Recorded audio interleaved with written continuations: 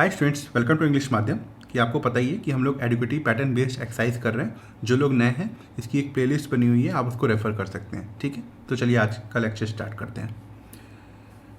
ये हमारा cloze test है, एक बार आप खुद से भी पढ़ सकते हैं, ठीक है, और समझ सकते हैं। चलिए, a minimal definition of universal health care is that quality health care should be guaranteed to all members of the community of their ability to pay।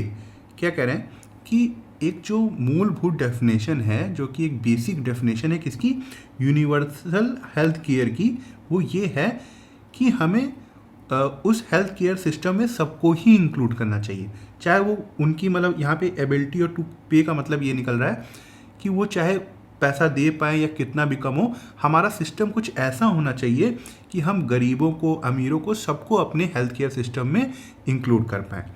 As the Bhore committee report put it as early as 1946, जैसा कि भोर committee report की 1946 में बताया गया था। Nearly 8 decades letter, मतलब लगभग 80 साल बाद, India is nowhere near this basic goal of human development. कह रहा है कि 80 साल बाद भी भारत ने अभी भी ये एम जो था, हमारा बेसिक गोल था, उसको हम अचीव नहीं कर पाए। Even as many other countries rich and poor achieved it in substantially dash. कह रहे हैं कि जबकि जो और भी छोटे मतलब कंट्रीज़ हैं, चाहे वो गरीब हों या रिच हों, उन्होंने काफ़ी हद तक इस गोल को अचीव कर लिया है।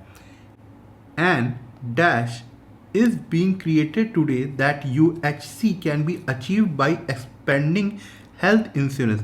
कह रहा है कि एक तरीके से एक धारणा बनाई गई है कि हम यूनिवर्सल हेल्थ केयर को अचीव कर सकते हैं, मतलब इसका जो ऑब्जेक्टिव है, गोल है, इसको अचीव कर सकते हैं, पा सकते हैं, अगर हम हेल्थ इंश्योरेंस को बढ़ाएंगे। ठीक है, यहाँ पे क्या मीनिंग है वो हम ऑप्शन में देखेंगे। इन द लास्ट 10 ईयर्स, कह रहा है कि लास्ट 10 सालों में state sponsored health insurance scheme have grown by leaps and bound. State sponsored का मतलब यहाँ पे है गवर्नमेंट। जो गवर्नमेंट के द्वारा हेल्थ इंश्योरेंस स्कीम चलाई जा रही हैं वो काफ़ी तेज़ी से बढ़ी हैं। लीप एंड बाउंड का मतलब क्या होता है, कोई चीज़ बहुत काफ़ी तेज़ी से हो। द प्रधानमंत्री जन आरोग्य योजना बहुत इंपॉर्टेंट है, आपकी करंट अफेयर्स कोई क्वेश्चन अगर आते हैं तो गवर्नमेंट स्कीम से आ जाते हैं। ठीक है, तो सबको पता होगा प्रधानमंत्री जन आरोग्य योजना क्या थी, और ये 2018 में लॉन्च हुई थी। किसके अंडर, आयुष्मान भारत के अंदर। Is one landmark in this regard. और ये जो प्रधानमंत्री जन आरोग्य योजना थी, ये काफ़ी बड़ा अचीवमेंट था इस मामले में कि जो हम यूनिवर्सल हेल्थ केयर सिस्टम को सबको इंक्लूड करना चाहते हैं, तो इसमें ये बड़ा अचीवमेंट था। क्या थी वो, प्रधानमंत्री Jan Arogya Yojana. Along side PMJ और प्रधानमंत्री जन आरोग्य योजना के साथ साथ every major state has its own state health insurance programme. जो हमारे स्टेट हैं उनके खुद के भी अपने स्टेट हेल्थ इंश्योरेंस प्रोग्राम हैं। Most SHIPs are modelled on Pradhan Mantri Jan Arogya Yojana. और ये ज़्यादातर जो स्टेट के खुद की स्कीम है वो प्रधानमंत्री जन आरोग्य योजना के ऊपर डिपेंड है या उसी तरीके की बनी हुई है। With a maximum cover of 5 lakh a house hold a year, और जिसमें 5 लाख रुपए तक सालाना हर परिवार को मिलेगा। All these insurance schemes are restricted to in patient care. और ये जितनी भी इंश्योरेंस स्कीम हैं ये आपकी हॉस्पिटलाइजेशन के ही तक लिमिटेड है, मतलब आपको OPD की सुविधा नहीं मिलेगी। OPD की सुविधा मतलब कि आपको आपके दवाइयों का पैसा नहीं मिलेगा, मगर आपको अगर हॉस्पिटल में एडमिट होना है तो उसका पूरा खर्चा उठाएगी। With patients making a choice from a list of hospital. और जो पेशेंट होंगे उनके पास एक लिस्ट होगी हॉस्पिटल की, उससे वो कोई भी हॉस्पिटल चूज़ कर सकते हैं। पब्लिक एंड प्राइवेट, जिसमें पब्लिक एंड उस लिस्ट में पब्लिक एंड प्राइवेट भी होंगे हॉस्पिटल, रफली हाफ मतलब आधे आधे। इन 2023-24 प्रधानमंत्री जन आरोग्य योजना कवर्ड 58.8 करोड़ इंडिविजुअल, मतलब 23 से 24 के बीच में प्रधानमंत्री जन आरोग्य योजना ने 58.8 करोड़ लोगों को कवर किया। With an annual budget of about 12,000 crore और उनका एनुअल बजट क्या था 12,000 crore. Assuming that state contributed 40% of the total as prescribe, और इसमें जो 12,000 करोड़ था उसमें 40% जो हिस्सा था वो स्टेट का था। समझ में आई यहाँ तक बात? तो क्या होगा हमारा पहला option, a minimal definition of universal health care is that quality health care should be guaranteed to all members of the community dash of their ability to pay। क्या आना चाहिए, irrespective, opposite, inconvenient, intense। intense का मतलब क्या होता है भाई, strong, ठीक है, कोई चीज़ बहुत ज़्यादा तीव्र है, तो ये तो मीनिंग आ नहीं रहा। इनकन्वीनियंट का मतलब है जो कि आपको तकलीफ पहुँचाए, है ना, जो आपको सुविधा ना दे, तो ये भी नहीं होगा। अपोजिट का मतलब होता है कोई चीज़ सूटेबल है, क्या है, मतलब जैसा चाहिए वैसा है, उपयुक्त है, सही है। इररेस्पेक्टिव का मतलब होता है चाहे कुछ भी हो जाए, मतलब चाहे वो पैसा दे या ना दे, है ना, चाहे उनकी पैसा देने की क्षमता हो या ना हो। तो यहाँ पे बैठ रहा है कि हमारा जो बेसिक डेफिनेशन है यूनिवर्सल हेल्थ केयर की वो ये है कि हर मेंबर ऑफ कम्युनिटी, जितनी भी हमारे यहाँ कम्युनिटी है, सबको इंक्लूड करना है हेल्थ केयर सिस्टम में, चाहे उनके पास पैसा हो या ना हो, सभी को करना है, ठीक है। तो यहाँ पे क्या होगा, irrespective. Nearly 8 decades later India is no where near the basic goal, ये तो देख लिया है। Even as many other countries rich and poor dash achieve its substantial. क्या आना चाहिए यहाँ पे, देखो यहाँ पे वर्ब की थर्ड फॉर्म है ना, अचीव्ड। यहाँ पे या तो पैसिव होता, तो पैसिव का तो यहाँ पे मीनिंग निकल नहीं रहा है, तो यहाँ पे कुछ लग रहा है कि प्रेजेंट परफेक्ट होगा, कि कोई काम चला आ रहा है, मतलब पास्ट से चला आ रहा है, अभी तक हो रहा था। तो यहाँ पे क्या आएगा, हैज़ या हैव होगा, हैज़ या हैव होगा। अब देखो यहाँ पे सब्जेक्ट क्या है, मैनी अदर कंट्रीज, क्या है, प्लूरल सब्जेक्ट है, तो क्या आएगी, प्लूरल वर्ब आएगी। तो हैज़ तो आएगा नहीं, वर्ब यहाँ पे पैसिव वाला कोई मतलब ही नहीं बन रहा है, हैव होगा, हैव। तो यहाँ पे क्या होगा, have achieved it in substantial. क्या लग रहा है, सब्सटेंशियल क्या, अनफोर्सिएबल, जिसको हम प्रिडिक्ट ना कर सकें, ये मीनिंग आ रहा है यहाँ पर, नहीं। स्टबन मतलब सबको पता होगा, जिद्दी, तो यहाँ पे ये नहीं आ रहा है। फ्लीटिंग का मतलब होता है कि जो क्षणिक हो, मतलब बहुत थोड़े समय के लिए, शॉर्ट लिव्ड, ठीक है। मेज़र, तो ये भी नहीं होगा, ये भी नहीं होगा। मेज़र, मेज़र का मतलब होता है एक सीमा तक, हद तक, इसको आप लिख सकते हो हद तक, या फिर इंग्लिश में आप लिख सकते हो एक्सटेंट, ठीक है। काफ़ी हद तक जो अदर कंट्रीज़ हैं, चाहे वो रिच एंड पुअर हो, उन्होंने वो यूनिवर्सल हेल्थ केयर सिस्टम जो है काफ़ी हद तक अचीव कर लिया है अपने यहाँ। तो यहाँ पे क्या मीनिंग निकल रहा है, मेजर, ठीक है। And dash is being created today that UHC can be achieved by expanding health insurance. हम लोग ने जब मीनिंग निकाला था क्या सोचा था कि ऐसी एक धारणा बनी है कि जो यूनिवर्सल हेल्थ केयर सिस्टम है हम उसको अचीव कर सकते हैं अगर हम अपने हेल्थ इंश्योरेंस को काफ़ी बढ़ा दें।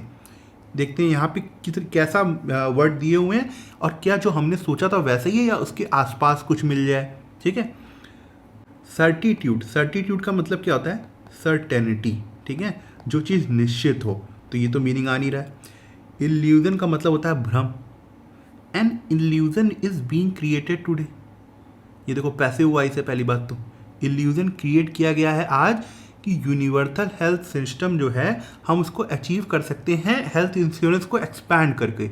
हाँ, ये बात बन रही है, एक धारणा है या एक भ्रम फैलाया गया है, तो काफ़ी मैच कर रहा है। रियलिटी सबको पता होगा, इसका मतलब होता है ट्रुथ, सच्चाई, तो ये भी नहीं होगा। वेरिटी का मतलब भी क्या होता है, ट्रुथ और सच्चाई, तो ये भी नहीं होगा। तो यहाँ पे क्या होगा, इल्यूजन होगा, ठीक है, समझ रहे हो ना। All these insurance schemes are restricted to in patient care, बताया था कि ये सिर्फ जितनी भी स्टेट स्पॉन्सर्ड स्कीम है वो हॉस्पिटल केयर तक ही सीमित हैं, with patient making a choice from a list of dash hospitals. अब हॉस्पिटल्स यहाँ पे क्या है, नाउन है, यहाँ पे क्या आना चाहिए, अब यहाँ पे कोई वर्ब तो आ नहीं सकती है अभी। अ लिस्ट ऑफ कैसी, इम्पैनल, इम्पैनल का मतलब क्या होता है, आपने देखा होगा CGHS की फैसिलिटी जानते हो, जो गवर्नमेंट स्पॉन्सर्ड, जो गवर्नमेंट सर्विस, अगर आपका सिलेक्शन जब हो जाएगा तो आपको एक फैसिलिटी मिलेगी CGHS की, जिसमें आपके पास ऑप्शन होंगे, मतलब आप कोई बीमार पड़ते हो या आपकी फैमिली में आपकी मम्मी पापा को कुछ तकलीफ होती है, तो आप उन हॉस्पिटल्स में जा सकते हो जो कि CGHS की फैसिलिटीज़ के अंदर इंक्लूड है। इंक्लूड मतलब इम्पैनल्ड है। इम्पैनल्ड मतलब जिनकी लिस्टिंग हुई है, सूची बनाई गई है, ठीक है। तो यहाँ पे क्या मतलब निकल रहा है, उस लिस्ट की सूची में जो भी हॉस्पिटल्स होंगे उसके अंदर। समझ में आया? अब हॉस्पिटल्स है तो यहाँ पे हम क्या कर सकते हैं, यहाँ पे हमें एडजेक्टिव चाहिए। इम्पैनल होता नहीं, इम्पैनलिंग होता नहीं, इम्पैनल्स नहीं, तो यहाँ पे क्या होगा, इम्पैनल्ड, ठीक है, तो डी होगा। अब कुछ लोग सोचेंगे सर ये तो प्रेजेंट पार्टिसिपल दिया, आपने पिछले लेक्चरों में बताया कि प्रेजेंट पार्टिसिपल तो एडजेक्टिव की तरह यूज हो सकते हैं। हाँ हो सकते हैं, तो सर यहाँ पे इम्पैनलिंग क्यों नहीं होगा, वो भी तो एडजेक्टिव है। नहीं, हॉस्पिटल्स को इंक्लूड किया गया है। हॉस्पिटल्स किसी को इंक्लूड नहीं कर रहे हैं, ठीक है, हॉस्पिटल को लिस्ट में इंक्लूड किया गया, इसलिए यहाँ पे क्या होगा, मतलब पैसिव सेंस आ रहा है। जब भी पैसिव सेंस आए तब आप वर्ब की थर्ड फॉर्म यूज करेंगे एज अ एडजेक्टिव, तो यहाँ पे क्या होगा, इम्पैनल्ड होगा, ठीक है। अब ये 6th क्वेश्चन देखो, पैराजम्बल है, ठीक है, ऑप्शन नहीं दिखाऊंगा अभी, इस बार ऑप्शन नहीं देखना है, खुद से ट्राई करना है, खुद लगाओ फिर ऑप्शन देखना, फिर समझ में आएगा। अंडरस्टैंडेबली कहना ये समझ सकते हैं, there is a lot of excitement, बहुत ज़्यादा उत्साह है लोगों के अंदर, about Tesla opening discussion with government of India, कि जो टेस्ला के और गवर्नमेंट ऑफ इंडिया की बातचीत हो रही है for setting up a factory को सेट करने में in the country with an annual capacity of 5 lakh electric vehicles, और कंट्री के अंदर वो जो फैक्ट्री सेट कर रहे हैं उसकी कैपेसिटी क्या होगी, 5 lakh electrical vehicles at a relatively lower price band, और उसकी जो प्राइस भी होंगे वो भी काफ़ी लोअर होंगे, इंटरनेशनल मार्केट तुलना में अफोर्डेबल होंगे कि लोग खरीद सकें। But as western manufacturers look to direct from Beijing, लेकिन जो मैन्युफैक्चरर हैं, वेस्टर्न मैन्युफैक्चरर हैं, वो अब अपनी बीजिंग से, चाइना से डिपेंडेंस कम कर रहे हैं। India is one of the option, और उनके पास इंडिया एक अच्छा ऑप्शन है। New Delhi should grab the opportunities coming its way, और जो न्यू दिल्ली है मतलब भारत को ये जो उनके पास अपॉर्चुनिटी आ रही है उसको ग्रैब करना चाहिए। Note that Tesla has a significant presence in China, ये बात भी नोट करनी चाहिए कि टेस्ला जो है वो काफ़ी अच्छी तरीके से, मतलब काफ़ी बड़े मात्रा में चाइना में प्रेजेंट है, उनकी फैक्ट्रीज वहाँ पे काफ़ी हद तक है। शुड द प्रोजेक्ट हैपन, अगर ये प्रोजेक्ट हुआ, it will change the profile of EV manufacturing and exports from India, ये जो इंडिया की ईवी प्रोफाइल है और जो एक्सपोर्ट और मैन्युफैक्चरिंग की है पूरी तरीके से चेंज कर देगा। क्या होना चाहिए पहला सेंटेंस, क्या होना चाहिए बताओ, खुद दिमाग लगाओ। पी नहीं लग रहा है, यहाँ पे टेस्ला की बात हो रही है, गवर्नमेंट ऑफ इंडिया से फैक्ट्री लगाएंगे, लोगों में उत्साह है, 5 लाख लगाएंगे, तो एक प्रोजेक्ट की बात जब स्टार्ट हुई तो हम स्टार्टिंग उसी से करेंगे, तो पी हो गया। अब क्या करना चाहिए, क्या हम क्यू ले आए, क्या आर ले आए। जब यहाँ पे प्रोजेक्ट की बात हुई है तो ये दिखा रहा है कि भाई ये प्रोजेक्ट अगर सफल हो गया तो क्या होगा, या फिर असफल हो गया तो क्या होगा। एस जो है ये दिखा रहा है कि अगर ये सफल हुआ, अगर ये प्रोजेक्ट हुआ तो क्या चेंज आएगा भारत की इकोनॉमी के अंदर, एक तरीके से भारत के अंदर, तो ये लोकल ईवी मैन्युफैक्चरिंग और एक्सपोर्ट की प्रोफाइल है उसमें चेंज आएगा, तो हम एस को रख सकते हैं, बिल्कुल रख सकते हैं, ठीक है। अब वो बता रहा है, अब थोड़ा सा नया टॉपिक उसने स्टार्ट किया कि टेस्ला जो है वो चाइना में भी है, काफ़ी हद तक है, तो हम आर को रख सकते हैं। अब वो बता रहा है कि उसके बाद जो मैन्युफैक्चरर्स हैं वो सोच क्या रहे हैं, क्योंकि वो बीजिंग से अपनी मैन्युफैक्चरिंग को कम करना चाह रहे हैं। क्यों? क्योंकि यूएसए और चाइना के बीच में ट्रेड वॉर चल रही थी उस समय जब ये हो रहा था, तो उस समय वो बीजिंग से हटकर इंडिया की तरफ आना चाह रहे थे। तो ये दिखा रहा है सॉल्यूशन कि जो डिपेंडेंसी है चाइना के ऊपर वो कैसे कम कर रहे हैं जो वेस्टर्न मैन्युफैक्चरर हैं। तो क्यू जो है हमारा कंक्लूजन हो जाएगा, यहाँ पर PSRQ ही सबसे बेस्ट होगा, ठीक है। कौन सा ऑप्शन होगा, बी होगा, ठीक है, PSRQ। अब ये 7 देखो, ये भी पैराजम्बल है, खुद से एक बार ट्राई करो। द नोशन ऑफ इमैनेंस, इसका क्या मतलब हुआ, नोशन का मतलब क्या होता है, आइडिया, इमैनेंस का मतलब क्या होता है कि ऐसा विचार जिसमें ये माना जाता है कि जो ईश्वर हैं वो दुनिया के अंदर व्याप्त हैं, मतलब उसी के अंदर हैं। उनका जो बनाया हुआ दुनिया है, ये जितना भी वर्ल्ड है, पूरी कॉस्मॉस है, यूनिवर्स है, उसी के अंदर व्याप्त है। ठीक है, अलग नहीं है, उसी के अंदर व्याप्त है। circumscribes the Ishwar Upanishad in all of its 18 verses। क्या कह रहा है? circumscribe का मतलब यहाँ पे मीनिंग निकल रहा है डिफाइन, जो कि बताता है। जो ईशावास्य उपनिषद है उसके जो 18 जितने भी टोटल 18 हैं उसमें यही बात करी गई है कि जो ईश्वर रूप है वो मतलब पूरे विश्व में व्याप्त है, उसके अंदर है, बाहर नहीं है। ठीक है, just as Spinoza postulated that God is not prior to or transcendent to creation but fully immanent within it। मतलब देखो, ये स्पिनोजा के हैं, एक फिलोसफर थे। उन्होंने एक बात कही, जैसे पॉस्टुलेटेड एक बात को आगे बढ़ाया, आर्गुमेंट अपना दिया कि जो ईश्वर हैं इज़ नॉट प्रायर टू, मतलब क्रिएशन से पहले नहीं थे, क्रिएशन के साथ हैं। मतलब ईश्वर और जो उनका जो पूरा विश्व बनाया हुआ है, उनसे जितना भी चीज़ें हैं वो एक साथ पैरेलल हैं। अगर विश्व है तो ईश्वर है, ईश्वर है तो चीज़ें हैं। ठीक है, और ट्रांसेंडेंट, इसका मतलब ये है कि वो बाहर नहीं है। ट्रांसेंडेंट का मतलब है कि उन्होंने कुछ बनाया, ये जितना भी पूरी विश्व है, जितना भी ये चीज़ें हैं, ईश्वर कोई अलग चीज़ नहीं है, ईश्वर इन्हीं के अंदर सम्मिलित है। टू क्रिएशन, जो उनका मतलब क्रिएशन मतलब जो भी क्रिएट है, जो भी दुनिया में आप देख सकते हो, सिर्फ दुनिया ही नहीं, पूरे यूनिवर्स की बात हो रही है। बट फुल्ली इमैनेंट विद इट, मतलब उनके अंदर है, यही बात बता रहा है ये। और ये क्या है, जो यहाँ पे ईश्वरीय फिलॉसफी उपनिषद में बताया गया था, वही स्पिनोजा फिलोसफर ने भी बात कही। The Ishavasya Upanishad is seen to exemplify the deification of the world. कह रहे हैं कि जो ईशावास्य उपनिषद है वो एक तरीके से जो वर्ड है उसी को ही पवित्र मानता है, एक तरीके से ईश्वर का रूप मानता है। In proposing the indivisibility of the impersonal Brahman and the dynamic Shakti, और वो ये प्रपोज करता है, ये बताता है कि जो ब्रह्म है, ब्रह्म मतलब एक ऐसी शक्ति, ना तो जिसका कोई रूप है, ना कोई आकार है, ना हम उसको देख सकते हैं, ना उसके अंदर कोई क्वालिटी है, ना वो है ना वो नहीं है, बस एक तरीके से है। ठीक है, मतलब ऐसी एक एनर्जी जो है वहाँ पर, उसका वो अलग नहीं है, और जो शक्ति है, जो एनर्जी है, तो इन दोनों में कोई भी अंतर नहीं है, मतलब ये डिफरेंट नहीं है, एक ही चीज़ है ये। एक तरीके से अगर इसको मैं आपको समझाऊं, कैसे समझाऊं इस पॉइंट को। अच्छा सुनो, जैसे घर में फ़ैन होता है, ठीक है, और मान लो टेबल फ़ैन है आपके पास, टेबल फ़ैन है और एसी है। ठीक है, ये क्या है, तीन चीज़ें। हम इन तीनों को ईश्वर मान लेते हैं एक तरीके से। ठीक है, हम अपना एक नया धर्म बनाते हैं जिसका मतलब है साइंस। ठीक है, एक धर्म है और उस साइंस के ये तीन जो है हमारे ईश्वर है।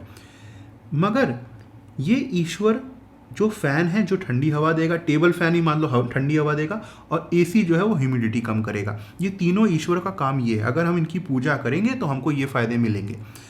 मगर इनको चलाएगा कौन? बताओ। इनको चलाएगी इलेक्ट्रिसिटी। इलेक्ट्रिसिटी क्या हम इसको देख सकते हैं? नहीं देख सकते। क्या हम इसको छू सकते हैं? नहीं छू सकते। बस महसूस होती है, करंट लगता है, महसूस होती है। तो ये इन तीनों को चलाएगी एक ऐसी शक्ति जो कि अदृश्य है। हम ईश्वर तो इन्हीं को मान रहे हैं, मगर ये जो ईश्वर है किसकी वजह से? इलेक्ट्रिसिटी है। अगर इलेक्ट्रिसिटी ना होती तो फैन, टेबल फैन, एसी भी ना होते। तो यही मतलब है कि जो ब्रह्म है और जो शक्ति है वो दोनों अलग नहीं है, एक ही है। ठीक है, postulating a life affirming theory of creation. एक मिनट, इसको मिटा दूं।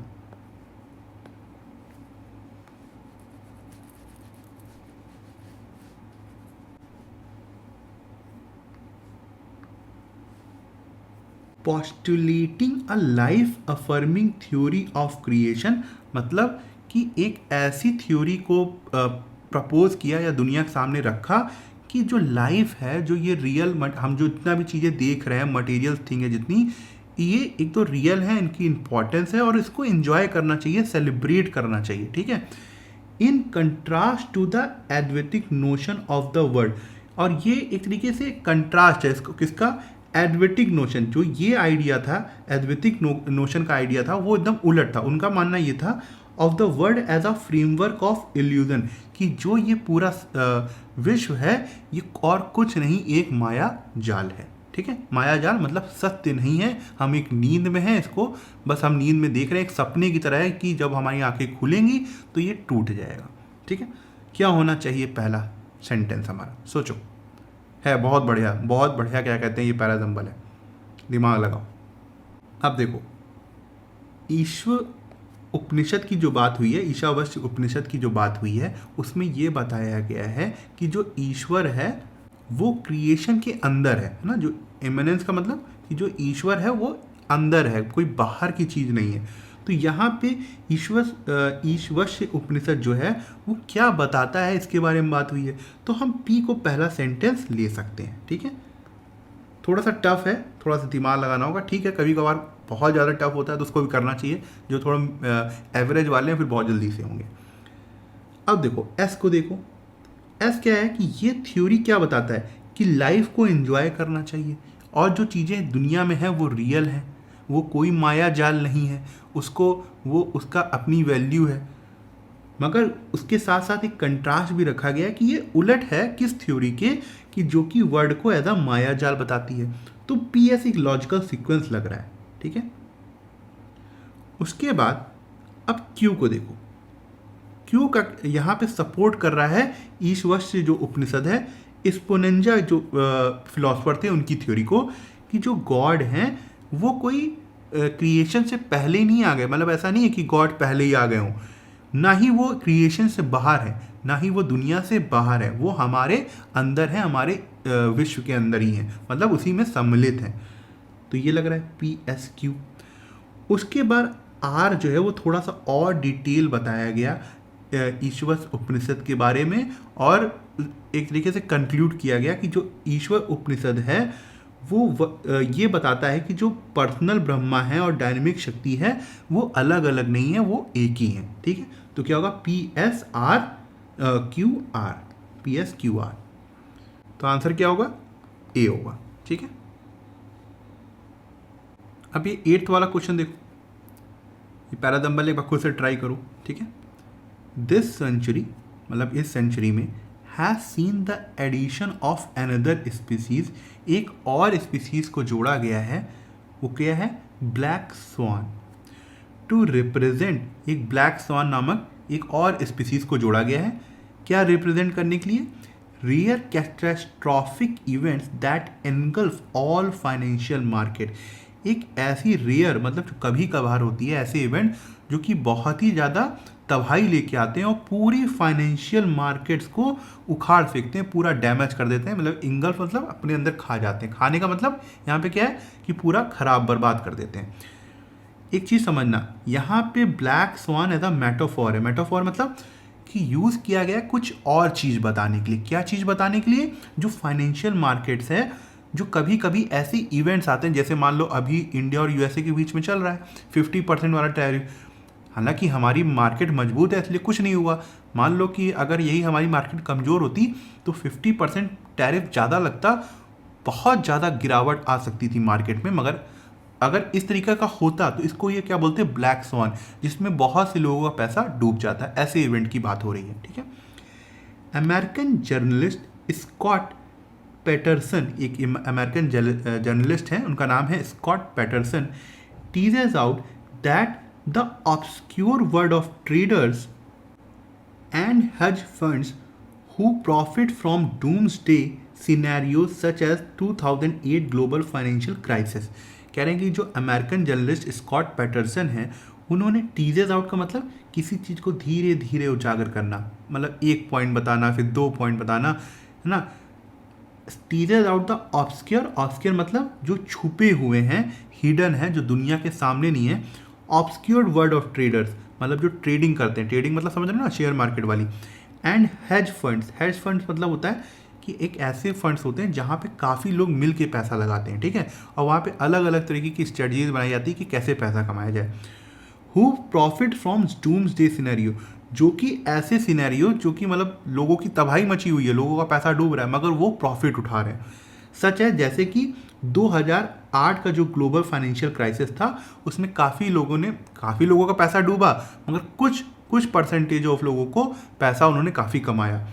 इन केओस किंग्स का मतलब ये है कि इन्होंने जो किताब लिखी उसमें how wall street traders make billions in the new age of crisis, और उसका किताब का पूरा नाम क्या था कि कैसे जो वॉल स्ट्रीट के ट्रेडर्स थे उन्होंने बिलियंस कमाए थे इस क्राइसिस में, इस समस्याओं में, ठीक है।